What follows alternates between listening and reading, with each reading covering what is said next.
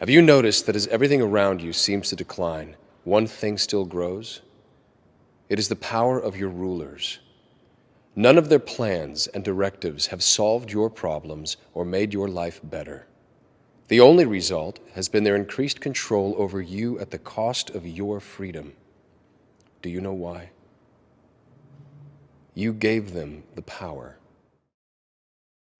Now, Mark, this is what just 28 sick calls look like. Empty ferry docks up and down Puget Sound today, 24 of them here in Edmonds alone, as ferry workers are putting pressure on the governor to relax that vaccine mandate.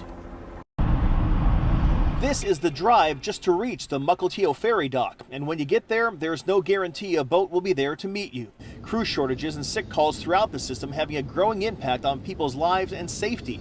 Jennifer Hemion is a nurse who worries about the collateral damage done by this ferry fiasco. Hopefully I get to the hospital where I work at Providence on time.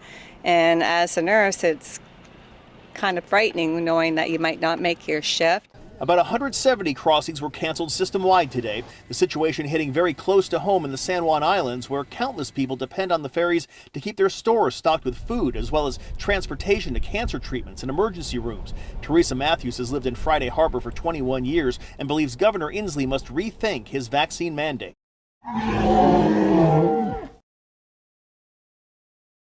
When you start putting a deadline on getting vaccinated when some people can't do it, people's lives are at stake. I mean, thousands of people, communities around the state are going to suffer severely by shutting this down.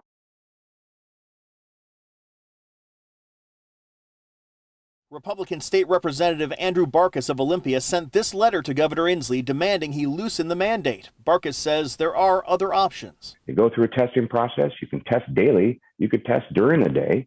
And you could also put other things into play to keep both the traveling public safe and your co-workers safe. A spokesman for Governor Inslee says the mandate will stay, adding the only sustainable way to end these disruptions is through safe and effective vaccination of the workforce. Without vaccination, COVID will continue to sideline state employees and hurt the communities they serve. The politics of a pandemic, leaving Western Washington treading water. Unfortunately, it's becoming the new norm. We asked the governor's office what they plan to do if the governor will not relax that mandate. They directed us to the State Ferry system, which said to look for some sort of guidance sometime next week. Meantime, dozens of ferry crossings have already been canceled for this weekend. Live in Edmonds tonight, Eric Wilkinson, King 5 News.